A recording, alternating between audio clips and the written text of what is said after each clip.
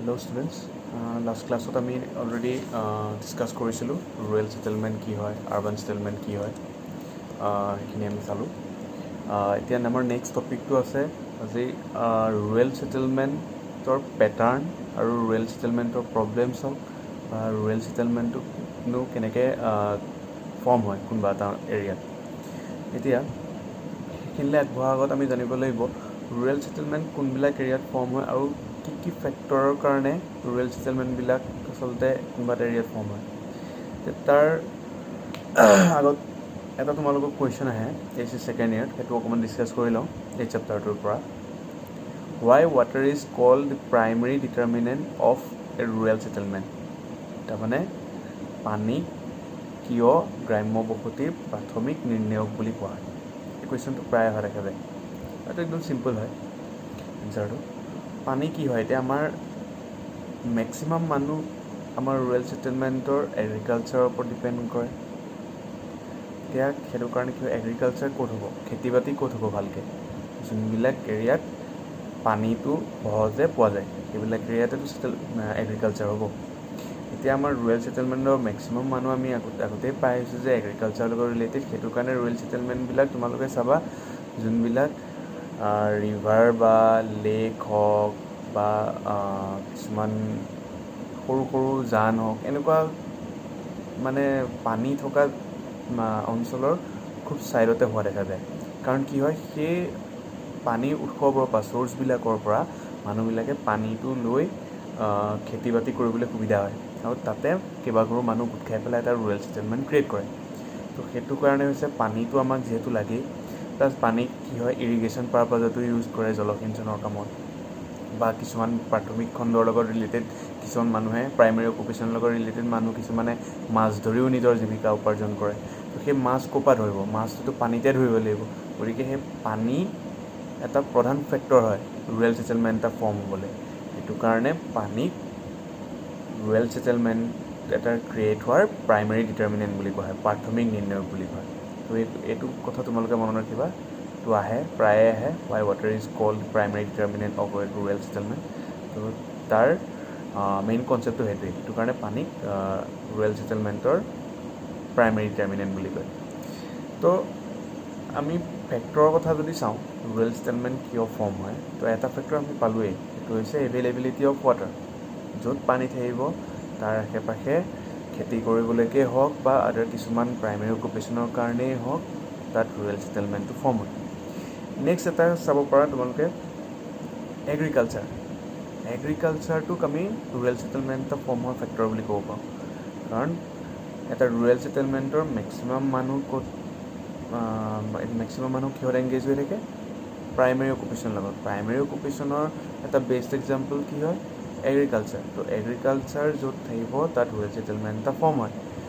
আমাৰ গাঁও অঞ্চলৰ মানুহবিলাকক যদি তোমালোকে লক্ষ্য কৰা তেতিয়াই তোমালোকে দেখিবা যে মেক্সিমাম মানুহ এগ্ৰিকালচাৰৰ লগত ৰিলেটেড, আৰু সেইটো কাৰণে তাত এখন গাঁও ফৰ্ম হৈছে, ৰুৰেল এৰিয়া এটা ফৰ্ম হৈছে সেইখন এৰিয়া।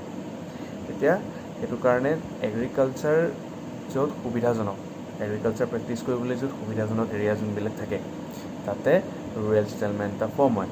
ফৰ এক্সাম্পল কিছুমান নদী কাষৰীয়া এৰিয়া কিছুমান চাব পাৰা য'ত মাটিটো সাৰুৱা থাকে। তো তেনেকুৱা এৰিয়াবিলাকত এগ্ৰিকালচাৰ কৰিব সুবিধা হয় আৰু তাত ৰুৰেল ছেটেলমেণ্টটো ফৰ্ম হয়।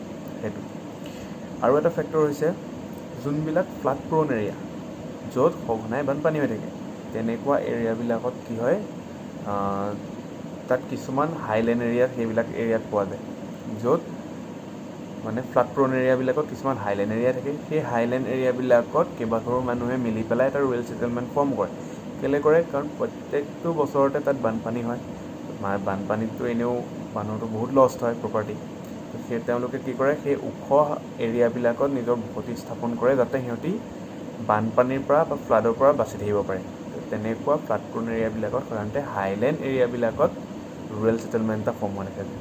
সেইটো হৈছে নেক্সট। আৰু এটা কি হয় ফেক্টৰ হৈছে কি, কিছুমান পাহাৰীয়া এৰিয়াবিলাকত, হিলি এৰিয়াবিলাকত কি হয়, তেওঁলোকৰ ছিকিউৰিটি পাৰপাজতে হওক বা কিবা কাৰণতে হওক কিছুমান ওখ এৰিয়াত মানে ৰুৰেল ছেটেলমেণ্ট ফৰ্ম কৰা দেখা যায়।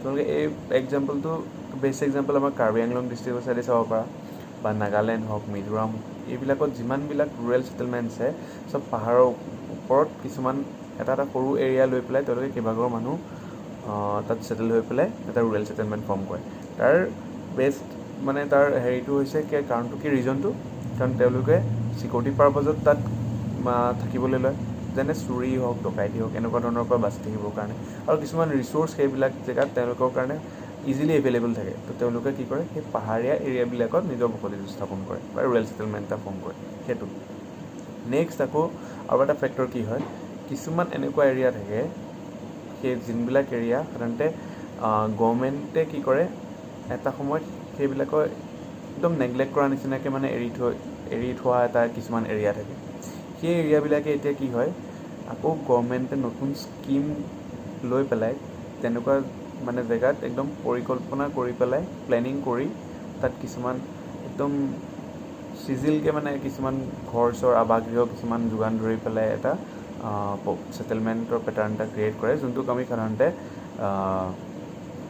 গাঁও বুলিয়ে ক'ব পাৰোঁ বা ৰুৰেল ছেটেলমেণ্ট বুলিয়ে ক'ব পাৰোঁ তো এইখিনি হৈছে কিছুমান ফেক্টৰ যোনবিলাক কি হয় ৰুৰেল ছেটেলমেণ্টৰ মানে ফৰ্ম কৰে তো সেইখিনি ফেক্টৰকেইটা তোমালোকৰ যদি কিবা ডাউট থাকে আকৌ সেইখিনি ডিছকাছ কৰিব লাগিব নেক্সট আমি যাম এতিয়া যোনটো ৰুৰেল ছেটেলমেণ্টৰ যিখিনি পেটাৰ্ণ সেই পেটাৰ্ণকেইটা চাব লাগিব তো পেটাৰ্ণত যদি আমি চাওঁ পেটাৰ্ণত আমি তিনিটা কথা আমি মন কৰিব লাগিব পেটাৰ্ণটো কিহৰ ওপৰত বেছ কৰি পেলাই ফৰ্ম হৈছে এতিয়া তাৰে ফাৰ্ষ্ট আমাৰ পেটাৰ্ণ যোনটোৰ ওপৰত বেছ কৰি আমি পেটাৰ্ণটো উলিয়াম তাৰ ফাৰ্ষ্টটো হৈছে লোকেশ্যনেল বেচিছ বা অৱস্থানিক কাৰক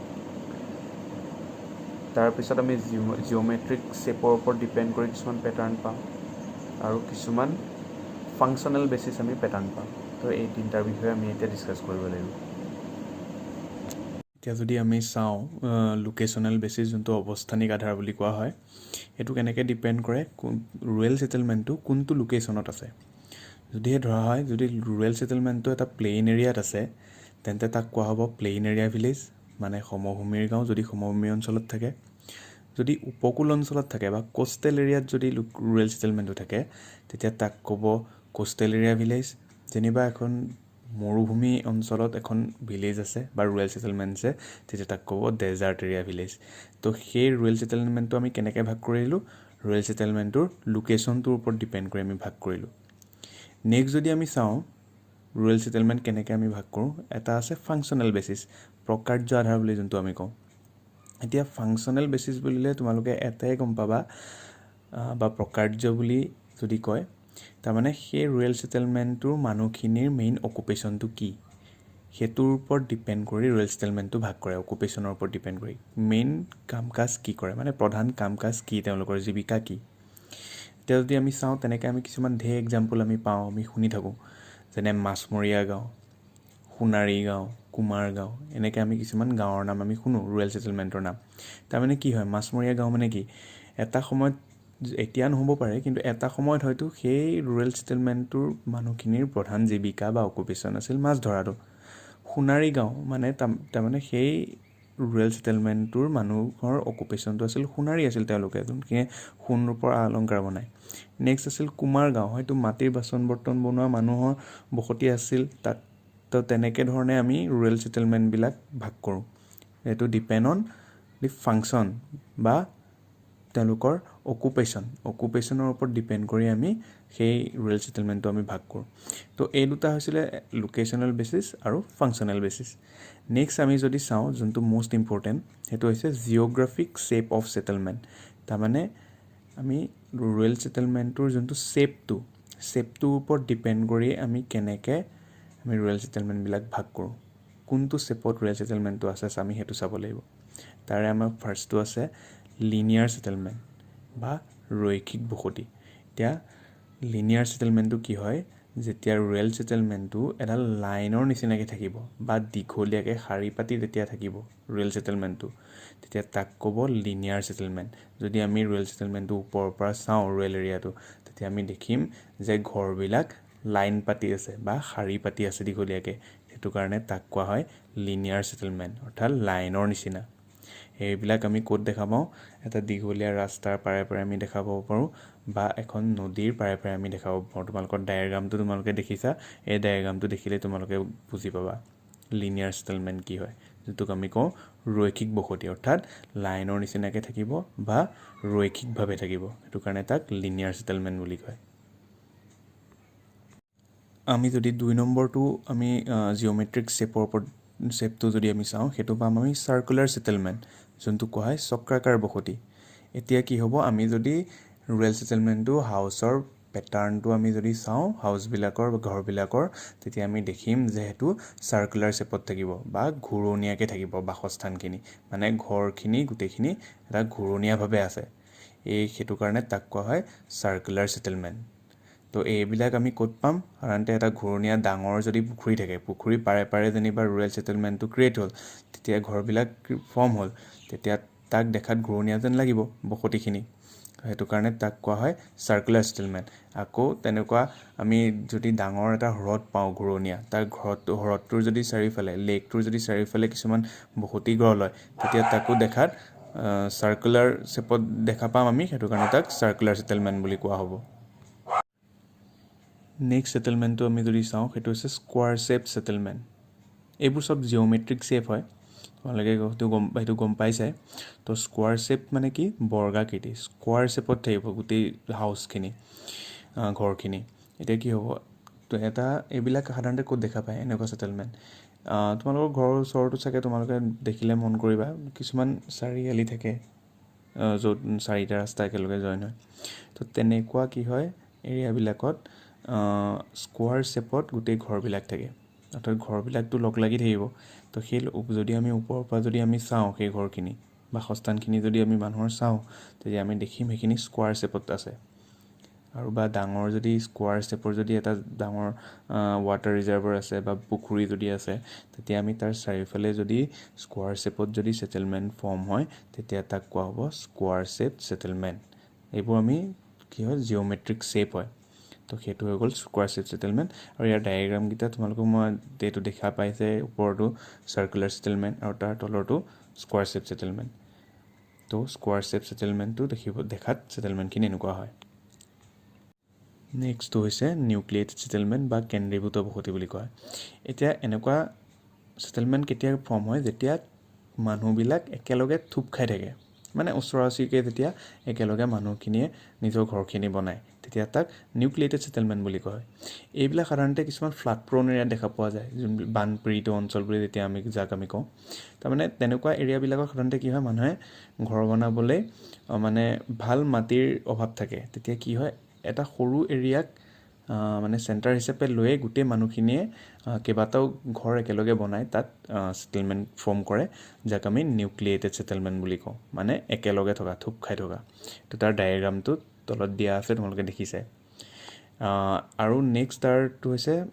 ছেটেলমেণ্টৰ পেটাৰ্ণটো হৈছে ষ্টাৰ শ্বেপ ছেটেলমেণ্ট যোনটো কোৱা হয় তাৰকাকৃতিক বসতি এতিয়া কি হয় যেতিয়া কেইবাটাও দিশত কেইবাটাও ডাইৰেকশ্যনত যেতিয়া লিনিয়াৰকৈ বা লাইনৰ নিচিনাকৈ বা ৰৈখিকভাৱে যেতিয়া ছেটেলমেণ্টবিলাক ফৰ্ম হয় তেতিয়া তাক কোৱা হয় ষ্টাৰ শ্বেপ ছেটেলমেণ্ট এতিয়া তেনেকুৱা চোৱা এই তলৰ ডায়েগ্ৰামটোত দেখা পাইছে কেইবাটাও ডাইৰেকশ্যনত ছেটেলমেণ্টবিলাক বা ঘৰবিলাক ক্ৰিয়েট হৈছে তো তাৰ শ্বেপটো ষ্টাৰৰ নিচিনা হৈছে তো সেইটো কাৰণে তাক কোৱা হয় ষ্টাৰ শ্বেপ ছেটেলমেণ্ট আৰু জিঅ'মেট্ৰিক শ্বেপৰ ওপৰত ডিপেণ্ড কৰি একেবাৰে লাষ্টৰ যোনটো ভাগ হৈছে ছেটেলমেণ্টৰ সেইটো হৈছে ডিছপাৰ্চ ছেটেলমেণ্ট ডিছপাৰ্চ ছেটেলমেণ্টটো কি হয় যেতিয়া ঘৰবিলাকৰ মাজৰ ডিষ্টেঞ্চটো বহুত দূৰৰ হয় মানে ধৰা এটা এৰিয়াত এঘৰ মানুহ আছে তাৰ পৰা বহুত কিলোমিটাৰ দূৰত আকৌ এঘৰ মানুহৰ বাসস্থান আছে তাৰমানে সেৰেঙাকৈ য'ত আছে তো তেনেকুৱা বসতিক কোৱা হয় বিৰল বসতি বা ডিছপাৰ্চ ছেটেলমেণ্ট এইবিলাক সাধাৰণতে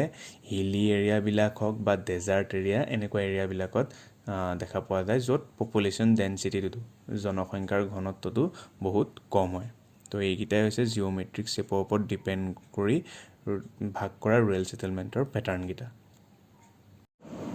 তো এইখিনিয়ে আছিলে ৰুৰেল ছেটেলমেণ্টৰ পেটাৰ্ণ আমি পালোঁ লোকেশ্যনেল বেচিছো পালোঁ আমি ফাংচনেল বেচিছো পালোঁ আৰু জিঅ'মেট্ৰিক শ্বেপৰ ওপৰত ডিপেণ্ড কৰি কেনেকৈ ৰুৰেল ছেটেলমেণ্টবিলাক ভাগ কৰে সেইবিলাক আমি দেখা পালোঁ এতিয়া আমাৰ ৰুৰেল ছেটেলমেণ্টৰ একেবাৰে লাষ্ট টপিকটো হৈছে প্ৰব্লেমছ অফ ৰুৰেল ছেটেলমেণ্ট বা গ্ৰাম্য বসতিৰ সমস্যাবিলাক।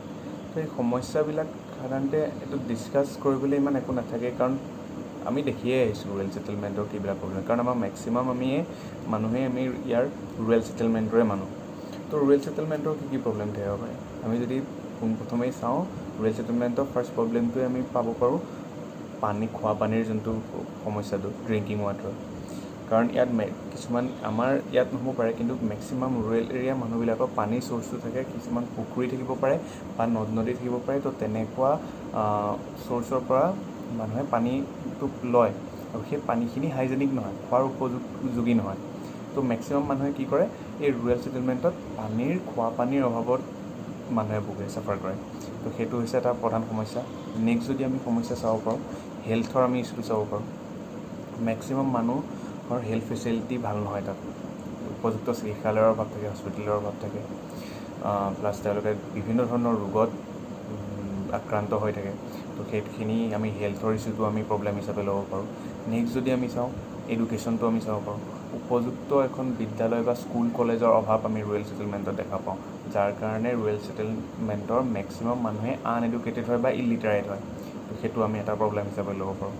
নেক্সট যদি আমি প্ৰব্লেমৰ কথা চাওঁ, আমি কমিউনিকেশ্যনটো চাব পাৰোঁ, ট্ৰেন্সপৰ্টেশ্যন ছিষ্টেমটো চাব পাৰোঁ। আমি কি হয়, মেক্সিমাম ৰুৰেল এৰিয়াৰে ৰাস্তা ঘাট একদমেই বেয়া থাকে, কমিউনিকেশ্যন একদমেই বেয়া। তেওঁলোকে যদি এটা ভাল ৰাস্তা যদি হাইৱেটোলৈ যাবলৈও তেওঁলোকে বহুত দূৰ এটা বেয়া ৰাস্তা দিয়ে যাবলগীয়া হয়। ট্ৰেন্সপৰ্টেশ্যন ছিষ্টেম একেবাৰে বেয়া থাকে। তো এইখিনি আমি ল'ব পাৰোঁ।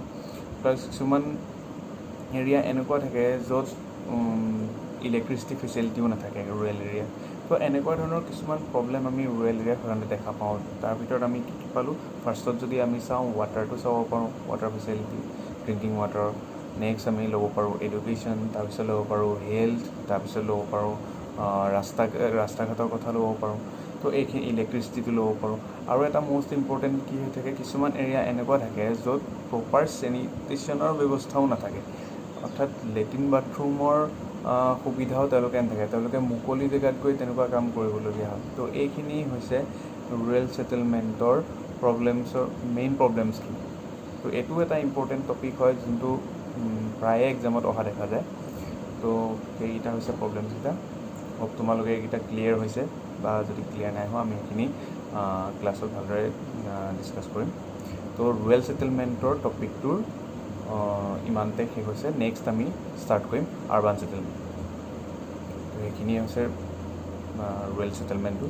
আৰু ৰুৰেল ছেটেলমেণ্টৰ কি টপিক আমি পাইছিলোঁ, প্ৰথম পাইছিলোঁ আমি ৰুৰেল ছেটেলমেণ্ট কি হয়, ৰুৰেল ছেটেলমেণ্টৰ পেটাৰ্ণ, ৰুৰেল ছেটেলমেণ্ট ফৰ্ম হ'লে কি ফেক্টৰ লাগিব, আৰু ৰুৰেল ছেটেলমেণ্টৰ প্ৰব্লেমখিনি। সেইখিনি তোমালোকে ভালদৰে ভিডিঅ'টো চাবা আৰু বস্তুখিনি এনালাইজ কৰিবা।